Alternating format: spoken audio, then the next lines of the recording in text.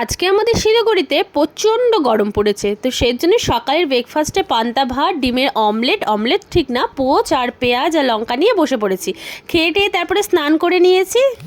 তো চলো আমাদের রান্নাঘরটা একটু তোমাদের দেখিয়ে দিই। এই যে আমাদের রান্নাঘরের কাজ মোটামুটি কমপ্লিট হয়েছে, সব এখনও হয়নি, আরও অনেক কাজ বাকি আছে। নিচে এই বাসন রাখার জিনিসটা ছিল, তো সেটাই আবার নিচ থেকে উপরে নিয়ে এসে এটাকে এখন ঝকঝকে করা হবে। আর এইরকম নোংরা হয়ে আছে, সব পরে পরিষ্কার করব। আর ডাইনিং টেবিলটাও কিন্তু উপরে নিয়ে এসেছি, ডাইনিং টেবিলটার কাজটা যেহেতু ভেঙে গেছে ওটাকে ঠিক করবে। এখানে হচ্ছে চলে এসছে আমাদের রান্নাঘরে যে ডাইনিং টেবিলটা ছিল, তো সেটা হচ্ছে উপরে নিয়ে এসছে, এই দেখো। আর এটার তো উপরের যে কাজটা ছিল, তো সেটা তো ভেঙে গেছে, সেটাকে ঠিক করবে। তো সেই জন্য এটাকে ছাদে নিয়ে গেছে। আমি শ্যাম্পু করেছি, আমার চুলগুলো একদম জঘন্য লাগছে। তো এই তো কী অবস্থা হয়ে আছে তোমাদের তো দেখালাম। আবার যখন ঠিকঠাক করব, সব কিছু অ্যারেঞ্জ করবো, তখনও তোমাদের দেখাবো।